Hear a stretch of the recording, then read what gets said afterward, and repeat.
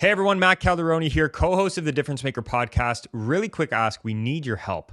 So here's the thing, we take the time each week to put these episodes together with the genuine intent to help people discover and reach their true potential, just like yourself, so you can get to that next level in life. All we're asking for is a quick subscription or, a like, a review, a comment, something that helps grow this channel and helps us boost that algorithm. We don't do any kind of paid advertising for this. We don't do any real marketing other than through our social media channels. We're genuinely here to help people and to help you. So if you can, leave us a quick rating, leave us a quick review, subscribe if you're tuning in on YouTube, and we'll see you in the episode. Difference Makers, welcome back to this week's podcast episode. Your hosts, Matt and Chris Calderoni. Excited to get into this one. Just before we get started, Chris and I were talking before this with our community manager, and we were saying, so I'm actually going to be starting to do something very interesting coming up in the next 365 days. Everybody can hold me accountable to this, whoever's tuning in. But every day for the next 365 days, I'm going to be trying to post some kind of a podcast episode, if you will, on our channel here. And the podcast, it's going to be something simple, like a quick takeaway, take-home message from the day. But it's going to be a learning experience. So there's a lot of interesting things that happen around here at Molliteum, a lot of interesting shit that goes down with our athletes and so on, and our clients, and a lot of learning experiences that I feel if I could share a little more on, and something I want to do, which is share a little more on, I think it could be great for everybody tuning in. Yeah, so and actually, if you don't know my brother very well, there's going to be a lot that he discusses. So if you miss one day, feel free to go back and check everything else out, because there's going to be stuff there, right? Yeah, definitely. No, it's going to be some interesting stuff, especially because of the fact that we have so many different clients that we work with in so many different areas, if you will, of high performance. There's always a learning experience from something. Now, it's not going to be nice and edited like these podcast episodes are, that our great editors do, but it's going to be something that drives a lot of value and just something I felt we needed to do. So we're going to just start doing it. What better time to do it than when you think it, right? So that could be dangerous. Don't do that. But anyways, let's dive into this week's episode. It's a really interesting one because, when Chris and I think when we were talking about it too, we noticed one of the most important things is a lot of stuff that has to go on right now with the, we'll call it clinical mental health side of performance, and how current therapeutic methods are working and impacting people that we have to deal with. Some clients we pick up that have been working with different kinds of therapists before, psychologists and so on, and they come to us with the hopes to kind of have a little bit of a better experience. And today we're going to touch on one of those topics, which I think is a very interesting topic. So, to start this all off, we had a player that called in about a month ago. He's playing professional football in the NFL. And the big thing for him was he said he was having a tough time sleeping. And that's how we originally got into this, right? Like that was something that we were discussing and going through. And so I went through it and I asked him, so what are you doing? And he told me what he's doing. He goes, I'm trying this. I'm trying to do some breathing. I'm trying to do some meditating. I'm trying to do all the things that normally are done. But I noticed some hesitation when he was speaking, right? Like kind of like when you ask someone just a generalized question, like, what are you doing before you go to bed? It shouldn't be as weird as it kind of felt with him talking about it. Does that make sense? Was it like he was looking for a response, or like what you would say to all the things that he was doing? Not looking for a response. More so like he was a little hesitant to say something. Put it that way. Embarrassed? Maybe embarrassed. Maybe embarrassed is actually a good one, but more so like, yeah, embarrassed, but like he was hiding something. It was evident. Mm-hmm. Put it that way. When you know somebody's hiding something. So he told me all the little things that he was doing. And then finally, when I kept questioning him, I was like, okay, listen, it doesn't make sense. Like you're doing this, you're doing this, you're doing this, you're doing this. What have you tried before though? Like before going to bed that really works? He goes, Matt, okay, I got to be honest with you. And this is where it broke. He goes, the reason I was having such a tough time sleeping now is because before I was actually, we'll call it pushed towards taking and, having sleep modalities. And I said, what are sleep modalities? He goes, well, long story short, when he broke, he goes, I was given and offered pills by the, referred psychologist of the team to sleep before bed. And I started taking that for a little bit for certain nights. And then he goes, I didn't get like locked in addicted to it, but I definitely started taking them more than I liked. Mm-hmm. And this is where I started to notice the real problem kicking in, because this is where I started to, in my mind, a big thing we believe in here at Molliteum, we're a big believer, and you said it best in the past before, where you should be able to work yourself out of anything. I think you should attempt to do that first. Right? 100% before other things going are to the introduced. pill side. So he finally broke it. I said, thanks for breaking it. That's great. That's fine. It's not, and for anybody tuning in too, it's not like a big catastrophic thing, but we're under the belief system here and what we like to operate that you should be doing everything in your power possible first to naturally try and get yourself out of tough times, ruts, your health, whatever it is.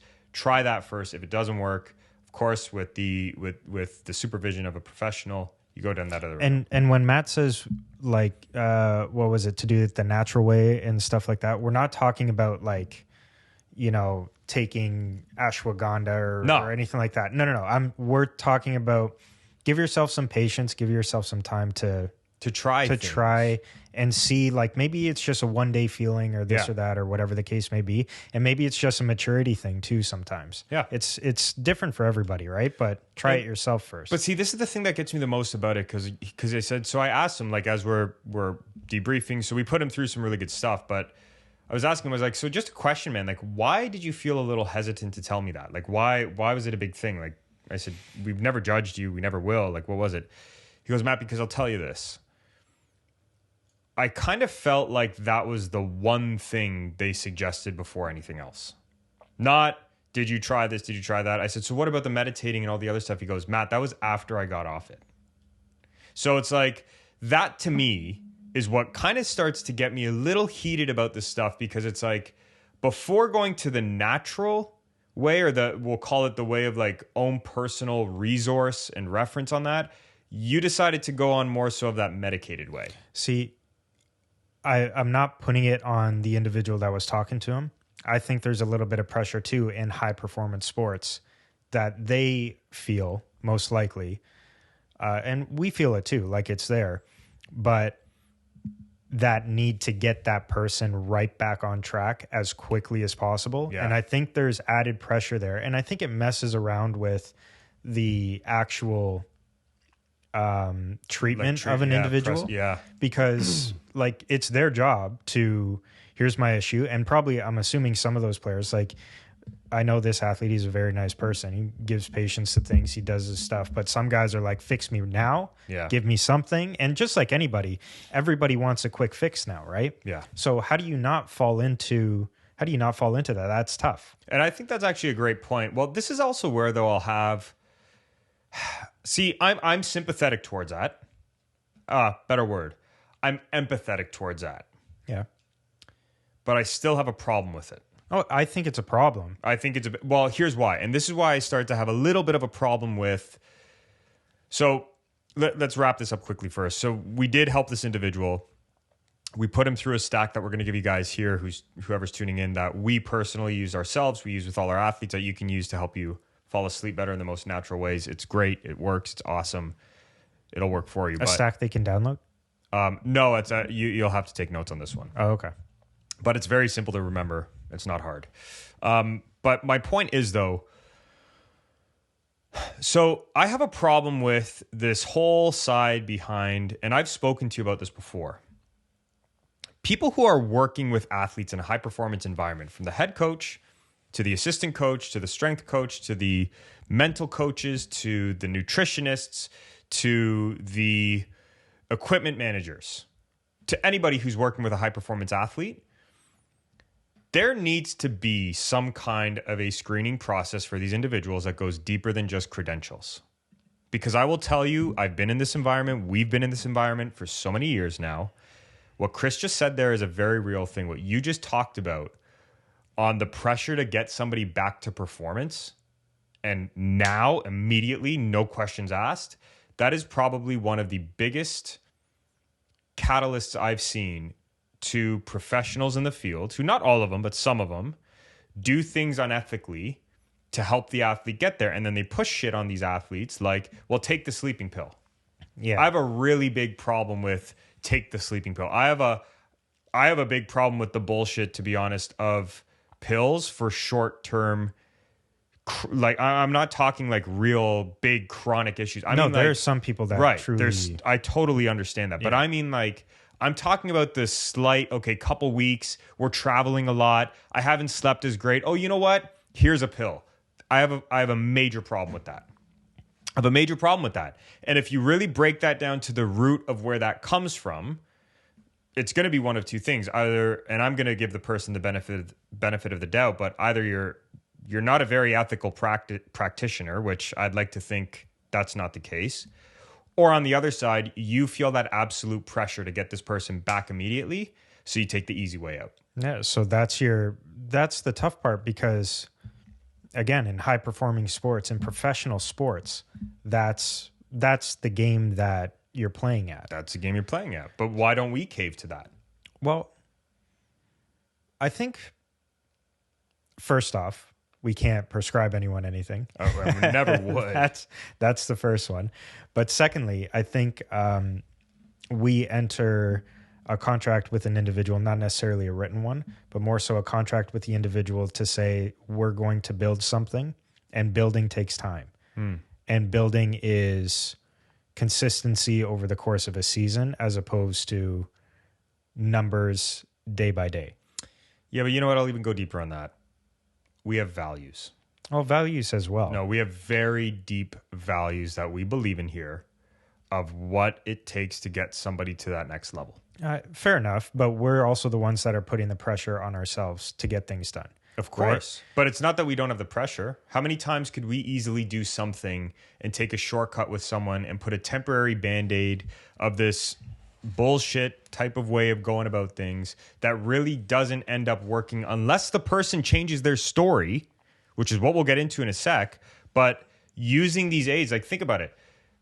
A pill, for example, yes, it changes your biochemistry. Yes, it changes your biochemistry. There's no doubt about that. Yes, it helps. And I'm talking about the short-term, like acute issues, acute challenges, not the long-term, whatever. But these pills, it's been shown, the antidepressants, for example, don't work unless the person wants to change their story. The pills don't work unless the person wants to change their story. Now, mind you, a sleeping pill is often a much stronger dosage to knock somebody out than, let's say, an antidepressant that's used to gradually change that biochemistry. Right. A sleeping pill it makes you fall asleep now, right? My point is, though, it's a short-term fix. It's not sustainable unless you want to become pill dependent, which I think that could be my own personal belief is that's not the best route, simply because then it's like giving up control to something external. All of us human beings do have the control and do have the ability to control how we feel and how we want to feel. It's a matter of taking ownership for it. Yeah, no, that's fair. And again, just to clarify, you're talking about like little... I'm talking about not for someone that is like hold on, let's define that for a second. Yeah. I'm talking about people who, like every human being, go through the natural processes in life of going through challenging times. Okay. That's what I'm talking about. I'm talking about where, for example, you perform like crap for a month straight and you feel like crap for a month straight and you get into a depressional period for a month straight. My point is, though, there is a light at that end of at the end of that tunnel. There is totally a light at the end of that tunnel. I'm talking about that kind of stuff. I'm talking about acute, short-term stuff. I'm talking about like up to even a quarter of a quarter of a year, sometimes 3 months. I've seen players going through it for 3 months sometimes, but guess what? Okay. They get through it and they do much better for it. We have an individual who's playing at the professional level, had a family member just pass away. Short-term, acute, chronic, depressed state doesn't mean he is depressed it's not his identity after.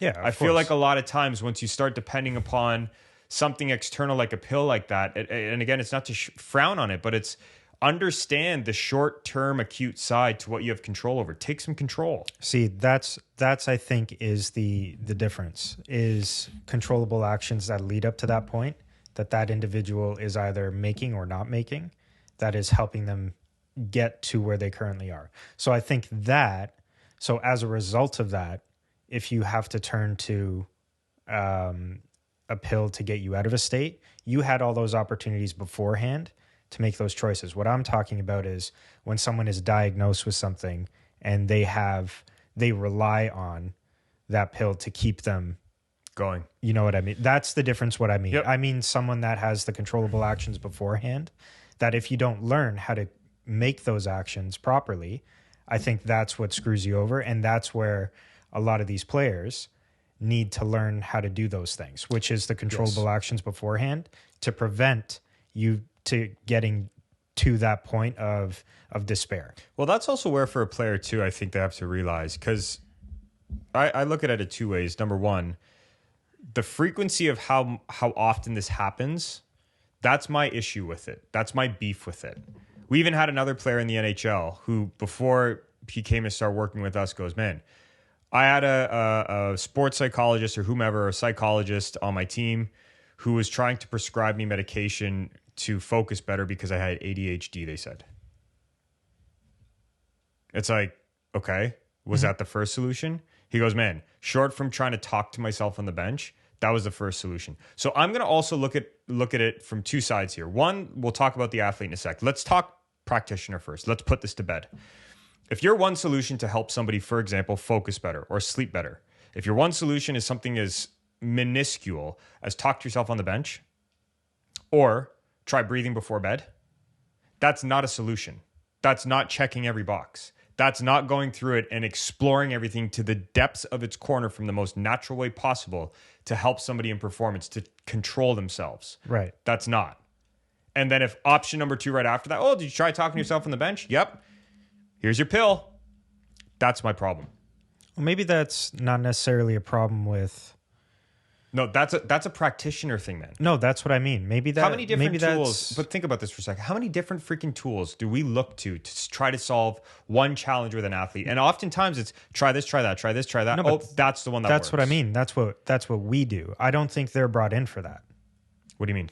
I think they're brought in for for at those levels. Like I said, it's quick fixes. And if you don't have the ability, because at the end of the day, you're working with grown men and women that should, it's assumed that they know what they're doing and how to take care of themselves during the week. Because at the end of the day, it's normally when it comes down to the performance on game day, if they pass or fail, right?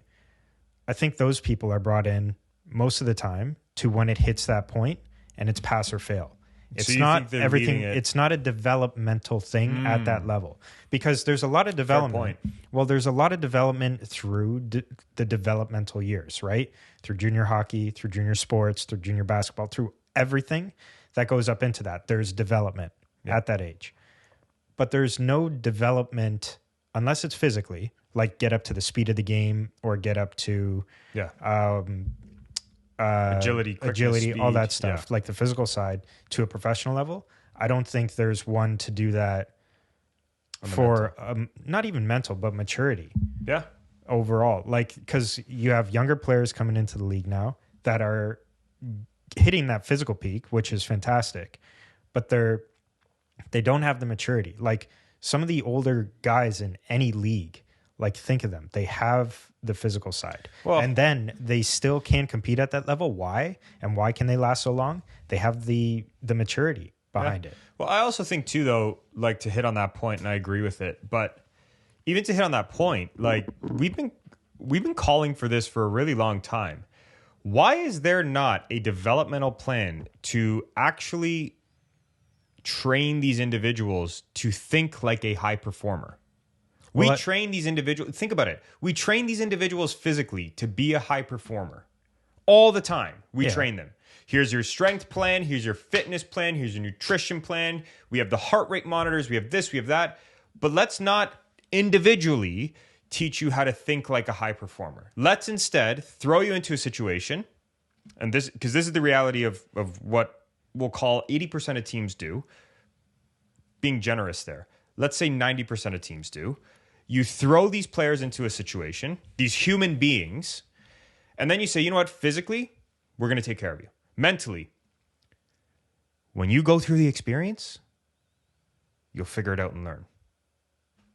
Yeah, but you know what? That's the problem, though. No, I understand. There's no prescription. That's every organization, though. That's like from any organization, from the corporate world to fair enough, but we're talking anything. about getting to the root of that, because then to your point, The quick fix, the last second thing, the last ditch effort that we do, here you go.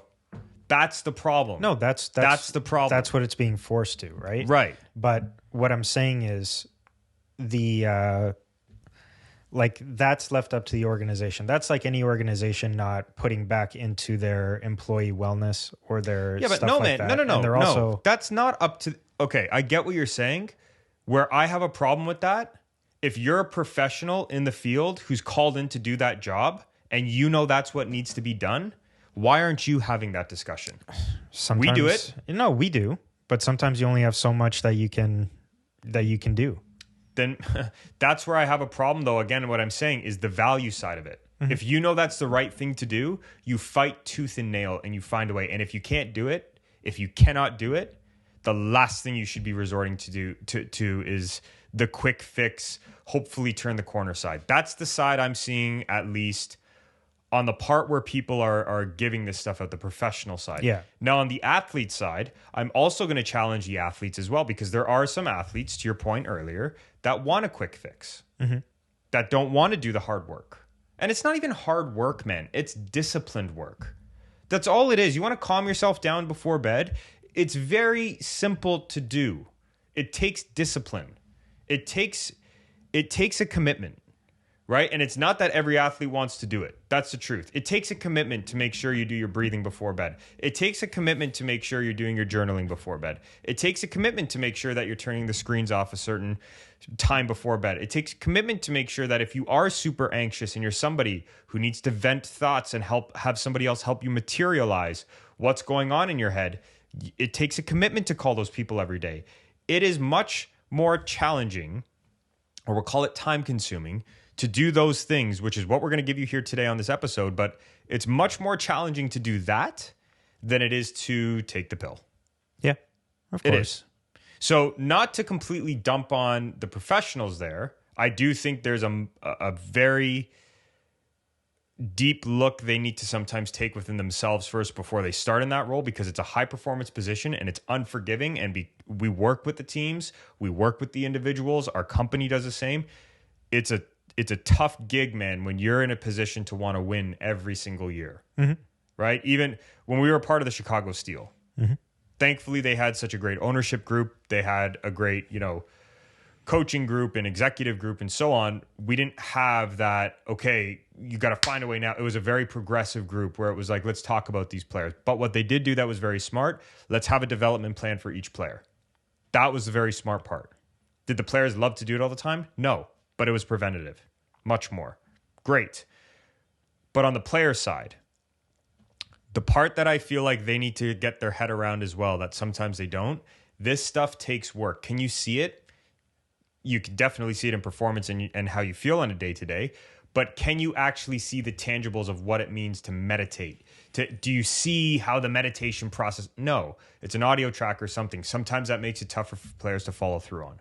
But my point is, if you are a player and you are going through this as well, you also need to have the commitment to say, hey, you know what? I'm going to do it the right or the better way, we'll say. The more, we'll call it long-term solution way versus give me the easy way out. Because the easy way out is often what leads later on to longer-term problems. The easy way out in the moment is what leads to the chronic challenges. Yeah. Right? Substance abuse, addictions, so on. We see it all the time. But it all comes back to taking ownership of your own emotions. And I fully believe every individual has the ability to take control of their emotions. I believe some have more of affinity to than others, and some might need more coaching than others, and some more guidance than others. Even to a biochemical level, sometimes more change. Some might need that pill if it's really, really, really bad and everything else has been tested. But you have to take control of your emotion. It takes a commitment to control your emotions. It does. Most times people don't want to control that. Most times people don't want to commit to that. Most times people are okay with being labeled as the guy who lashes out or the gal who lashes out, and that's a problem. Heck, we have an athlete like that. Yeah. Right? What is that called? The law, is that the law of assumption? Is that what it is? You think, therefore you are, kind of thing? Like the story that you're telling yourself is the one that I believe. I believe. I don't know the name of it, but that's absolutely true. I'm pretty sure. I'm pretty sure it's called the law of assumption, where it's essentially what you think that you are. So like this happens to a lot of people in high school, for example, right? Yeah. Like you go through your phases, you listen to one type of music, you're an athlete, you're this, you're that, you're whatever. You think, therefore you kind of are. So the story that you're telling yourself is the one that ends up happening, right? The law of assumption states that by believing the thing you want already exists in your life, you'll manifest into existence. Yeah. So essentially, if you believe you're a lash out person and that's your identity, you're going to do that. Yeah. Yes. And, or like, I see a lot of videos, the popular kid at school, right? Yeah. It's just that they had a little bit more confidence than everybody else and they believed it and they knew it. And they didn't have to fall to, themes or this or that or anything, right? Well, and a lot of times with this too, speaking specifically of youth athletes, it's like the one kid that you work with there. And the parents are the ones that continue telling the story, even though the kid's trying to change. Yeah. Right? Yeah, that's there too. We've talked about this in the past, how much the environment truly impacts your emotions and your mental and your psychology and all that. You adapt to the environment that you're in based on survival mechanisms. If you constantly have parents telling you, oh, so-and-so lashes out, he always lashes out, he's always a problem at school, she's always a problem here, she's a problem with the coaches, da-da-da-da-da, you become that. Yeah. It becomes a given law of assumption at that point. Yeah. Here it is. Well, you're always that. There's even an individual that we work with on a different level. And he says to me, I can't understand why my daughter's always, she's always lashing out. I said, well, what story have you told her up to this point? Well, she's always been the loud and outgoing one. Is she loud and outgoing? Yeah. Well, is she overspoken? Yeah. Yeah. Not even the story that they're telling the individual, but more so the story that they're like the perception that they have of that person is the story that they're telling themselves. So then you have that experience, then you have that history, and then you're kind of forcing them into a box that they don't necessarily fit in. Whereas you might get more out of it if you just say, hey, like this one's outgoing, this one's loud. It's going to be like that in class, for example, but you still need to be able to get your work done. Yeah. Like it's harder to accept because you want that person to succeed so much. And you base everything off of your own past experiences. So you want to make sure you're trying to get them down the right path. But like, well, you know what? It's hard to kind of trust sometimes. I think parents really need to get used to the phrase, yes, and. So, for example, my son is very loud and outgoing. Yes, and he's also very disciplined at getting his stuff done. See, that's completely different. That's completely different than my son is a loud and outgoing person and he's a disruptor. Yes, and you need to change. I don't think sometimes parents realize how much power they have of narrating the story for their child, right? Like that's a really, really big thing. That's a really big thing when you dive into it, where it's like we know how much parenting impacts the psychology of an individual. We don't use it enough though to really make somebody great in that sense. Yeah, but then have that discussion with your child and not the teacher. Absolutely. Like you can't. Absolutely. You can't put it all on the teacher. It's like, what are you doing? Especially at home. If there's an issue or something that comes back, you can't blame someone else for your own child's actions. The Difference Maker podcast is something that Chris and I put a lot of work into, and it's something we love to do for you. So all we're asking in return, please, if you can, leave a review, leave a rating, leave a comment on our podcast. It helps us get ranked higher and it helps us continue to bring you free content. We're not asking for anything else. We don't do any kind of paid promotion for this. We don't do anything, surrounding it. We're literally bringing you the top free pieces of content that we use with our best athletes to make sure that we can get you the resilient skills they have. So please, if you can, leave a review, leave a rating, make sure to subscribe to us, click the notification bell if you're tuning in on YouTube, leave a comment down below, just help us grow this channel so we can help bring you or keep bringing you free content. Well, and to that, I think that also comes into like this little bit of a modern day approach, if you will, on dealing with problems or counseling people and so on, which is a lot of the times, I think a lot of people like to have labels behind things. I think a lot of people like to label themselves or label others or label the situation. And the problem with labeling is that that becomes the story you're telling yourself, even if it's a momentary point in time. Like, I think we can't forget everything we do, every person you interact with is how they're feeling in the moment. Yeah. It's not who they really are, right? Like, you could be interacting with one of the nicest people possible. Maybe you have an experience, for example, with somebody who's super nice, right? And they come up to me after and they just got out of a meeting with a coach or a boss or somebody who ripped them a new one. And they come up to me and they're one of the nastiest people. They're cold, they're dry, they're shut off, they're all of that. People are a reflection of how they're currently feeling, right? So to do this whole thing with labeling something, with pushing something, with, oh, well, that's what it is, that can become very dangerous sometimes. Well, isn't that what we do naturally as humans, is we categorize things to make it easier for us to understand, or no? Yeah, compartmentalize. Yeah, okay. Right? Symbolism, right? A lot of it is, it's much easier to remember with a label. It's much easier to remember with a story you tell yourself. Right. So it's tough you have to actively work to not try to do that, I guess. You got to actively work not to do it, but I think you also have to take a different perspective towards things. And this is where I personally decided to go a different route when I was working with the sports psychologist at the time when I was playing sports, right? When I was the older, if you will, approach, which was everybody wanted to label something. Now, the practicality behind things, it was often piss poor. And I don't mean that as a shot, but I mean, like, okay, if you want to tell me that what I'm currently dealing with is anxiousness, what's my solution? And more importantly, what's the guaranteed solution to work? Don't give me any of this BS of if you apply it or don't. Hey, we play with that same extreme, but we get the majority of our people to take action. What do I need to do? Exactly. Don't tell me I have anxiousness. Don't get me to talk about my feelings and then conclude with, you're anxious. That's great. I just vented to you. But what's my moving forward part, right? Oftentimes, we say this all the time to people we deal with, but why are you spending 95% of your time on the problem? You know what the problem is. Something crappy happened in your past. Something shit happened in your past. You're feeling anxious about the future. That's the problem. Let's talk about it. Boom, let's get to the root of it. Let's do it as quick as we possibly can. And then you know what? Let's work 20 times harder on the solution than we do on the problem itself. The problem's done. The problem's gone. It's there. It's never going anywhere else. It's always going to be there. It happened. Problems happened in the past. Well, I think it's like for that, why people spend actually so much on the problem, talking about it. I think the solution sometimes is a little intimidating to the individual.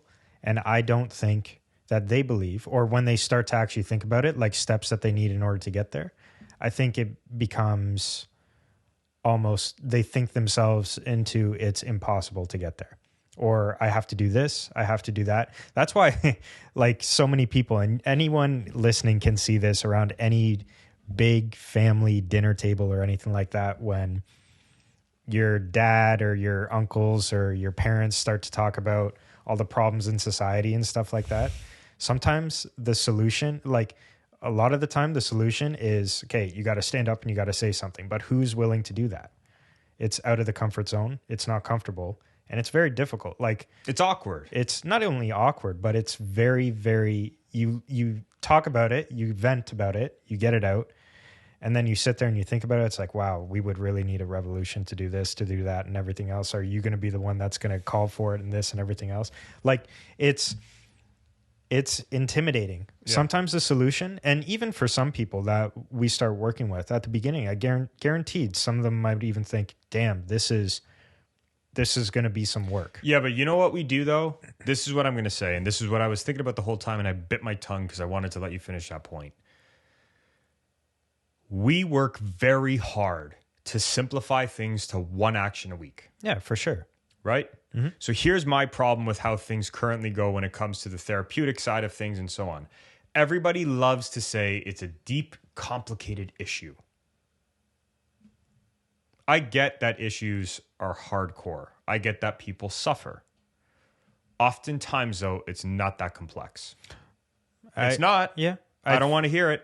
Listen, hey, I'm not to cut you off, but there was an athlete we worked with. This individual was going through a relationship issue. He was going through it. He was a fighter.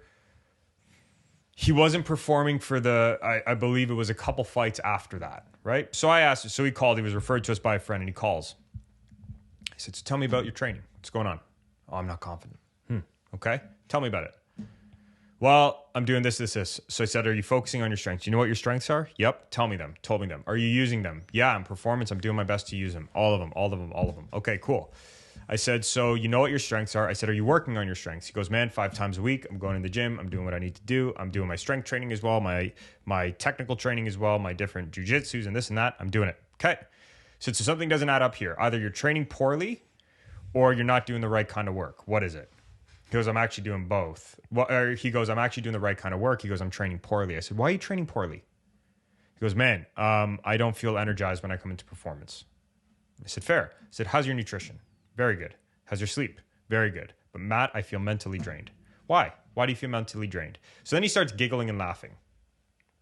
This is what I mean by it's not that complex. Mm-hmm. Okay.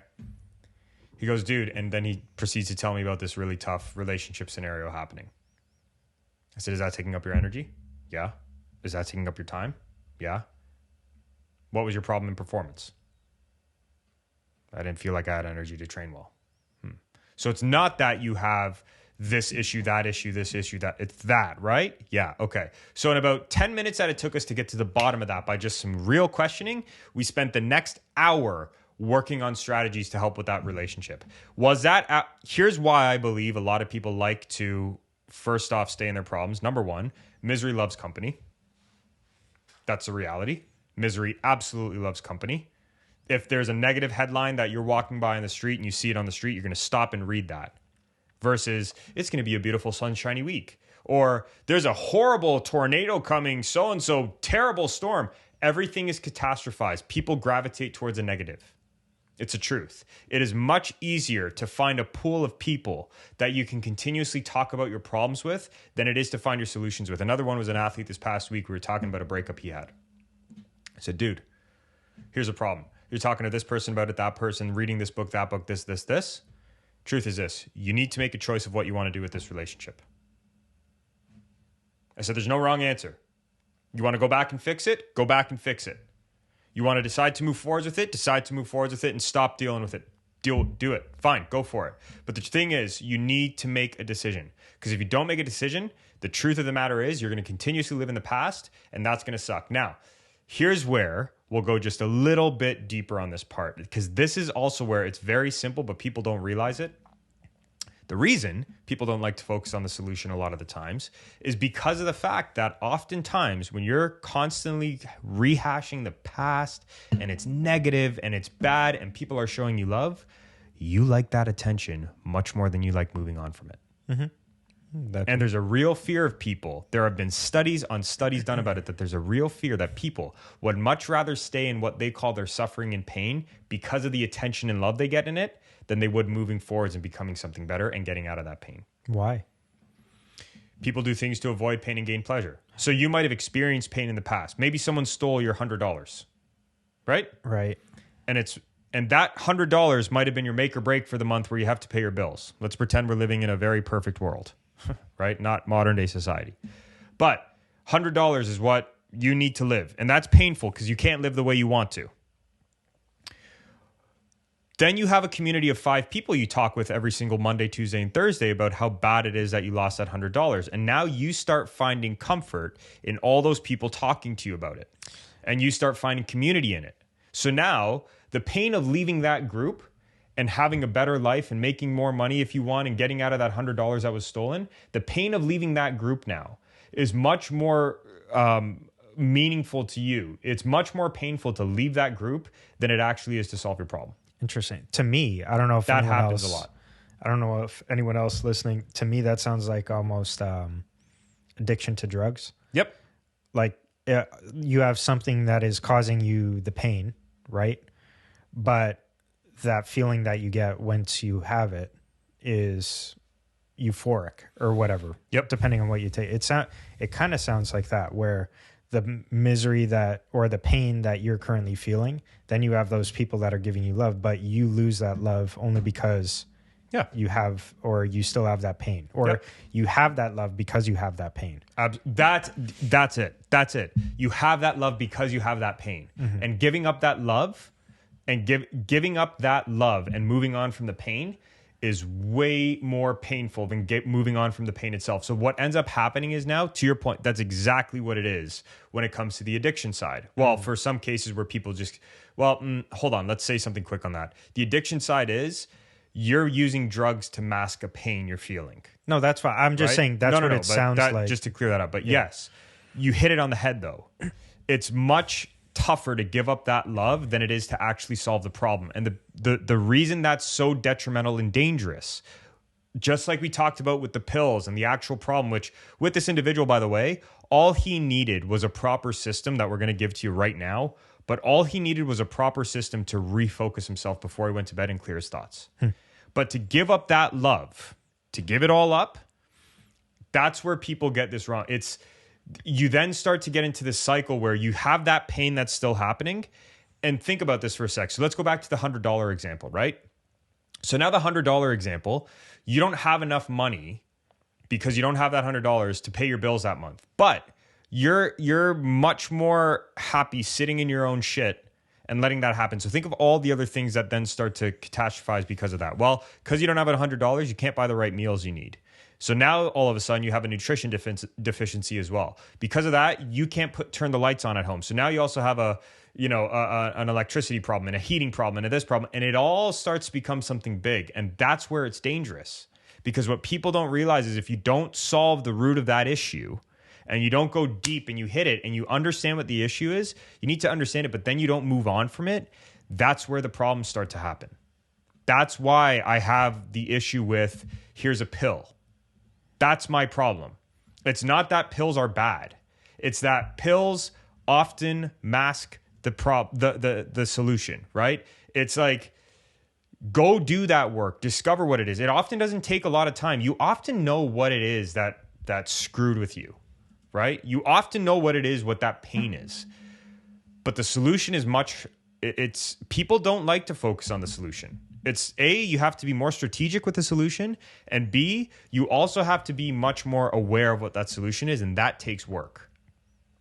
There's that push and pull pain, right? So that's kind of where it's at with it. But the big thing, and maybe this is the part we'll kind of conclude with, there are solutions. So the solution we followed with this individual, and if you are a person who's having a problem going to sleep at night because you're feeling anxious or you can't clear your mind or however you want to call it yourself, there's 4 things that we do. Number 1, you need to start with box breathing. And you need to do this all, by the way, an hour before you go to sleep, not 2 minutes before you fall asleep, an hour before you go to bed. This is a process. This is a system. This takes commitment and discipline. But take it from me, you sleep like a baby. Okay? Number 1, you need to practice box breathing or a form of breathing. I like box breathing. We like box breathing here because it's one of the things that allows you to really calm down. It's scientifically proven. There are many studies that have been linked to it to show that it decreases anxiety and all the stuff associated with it. I like box breathing. So the question always becomes, well, how many rounds do I do? You do as many rounds as you need to really calm yourself down. There are some nights that I need 6 rounds because it was a heavy day, right? we had to find a new marketer and find a new accountant and this client left and that happened. That's when I need like 20 rounds of box breathing, right? But my point is the more intense that your anxiety is or that more intense that you're overthinking, if you want to call it that, do more rounds. Just don't pass out. Okay, that's my only warning and disclosure. Don't pass out. Once you do your box breathing, here's the next thing. We call it clearing your mental cache. Like, you know the cache in a computer? Is that what it is? Cache or cache? Yeah. Cache. Whichever you feel I don't even like. freaking know what it's called. But clearing your mental cache, okay? And that's where what you want to do is think of your head like a computer. You don't just want to breathe and calm down. You want to take all the junk stored in the back of your skull and throw it onto paper and materialize it. That's where you start to see what's going on. The reason that writing is so good for getting your thoughts out of your head and onto paper, the reason it's so positive for people, all that mental capacity, if you will, that it takes up to remember and focus on all those things, it actually goes through and allows you to materialize what's going on in front of you, right? So instead of just having all these things occupying your mind, your short-term memory, if you will, you throw it on paper and it's clearing. There's an actual clearing therapeutic process that I personally feel and many of our clients do when they do this before bed. Just writing it down and getting it all out. Not just like, I felt this today. No, get it all out, man. Talk about it. Is it like a metaphorical thing where you take it from one place and dump move it to another? Yeah. It's called mind dumping. Mind dumping. Right? Or people call it brain dumping. A lot of people do this in the original process of when they start their ideas, when they're creating something. But what that's really doing is it's taking all those scattered thoughts, which is what overthinking is, or anxiety and so on. It's overthinking. And you materialize it all. So it makes you focus it and get rid of it. To me, it feels like if I don't write it down, it's kind of like things hiding in the forest, and you can only see it when you're focused on it or something like that. It's a disaster. And then when you write it down, it's daytime. You can see everything. Yes. Once you do that, a really good process that I like to follow, I often do this with my wife. You can do this with a parent. You can do this with a brother, sister, sibling, whatever. Vent to somebody. Go vent to somebody. Have real conversation about what you just wrote down. Now, if you're somebody who's living in a mountain and you don't have anybody else near you, talk to the birds. But speak it. Actually say it out loud. Saying it out loud also has that same therapeutic process once you discuss it and you close that chapter the same way that writing it down does. You have to speak with somebody about it. And then finally, before bed, 45 minutes before you're intended, because all of this, the box breathing, the journaling, and the discussing only takes about 20-ish minutes, if you will. Mm-hmm.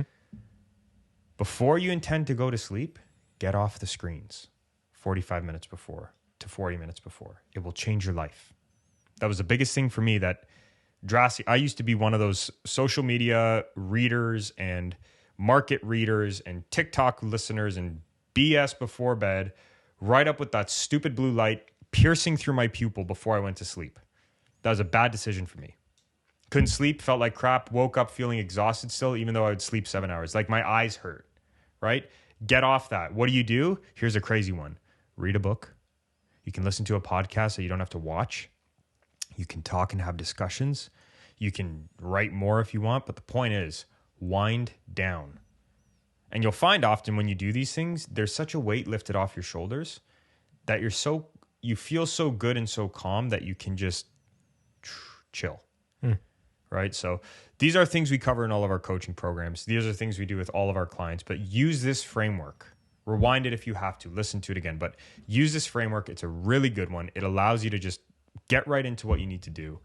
And it's very positive for it. So with that being said, strong episode today. That was good. You're going to all be holding me accountable for the next 365 days. Mm-hmm. Right. So make sure you guys subscribe to, follow along with Matt's Thoughts. Yeah, Matt's Thoughts. That's a good one. That could be the episode. That could be dangerous. Wow. That's like what Creed a killer thoughts. title. That's like what? Creed Thoughts from The Office, right? Maybe you should just give me a Word document. But that's there. And then if you have any comments about this too, we would love to hear from you down below. This is an open community. We love to hear from you down below if you're tuning in on YouTube or a place like that you can comment. If you're on Spotify, please drop us a couple ratings. I mean, it helps us so much grow this channel and keep doing this. We love doing this for everybody. We love doing this for ourselves too. It's kind of therapeutic for us too. But it's nice. It's brain dump. We'll be there.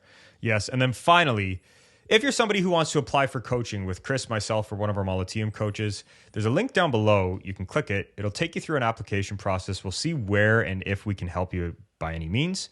And just go through it. Be honest with us. There's everything there that we like to kind of help with. And finally, there's another link down below for those of you who want to write in or call in. We're eventually going to turn this into a call show. That's our vision. We don't want to spoil it yet, but there's a call show idea we have for coming up in the next couple months, if you will. But write us in if you want us to talk about, one of the challenges that you're going through and you need some help with it and you want us to dissect it. I think that'd be a really cool kind of episode that we'll start doing, is just dissecting those challenges that come through, and we can go through it. And even those ones that I have where I'm just doing a quick audio recording each day and I'm just talking about what comes to mind. If you have one and I can break it down for you, I'll break it down for you. And all of it's kept anonymous.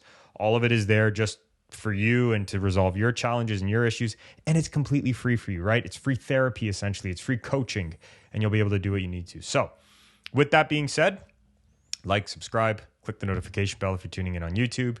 Check out our coaching programs down below and make sure to write in so that we can help you. We'll see everybody in the next one.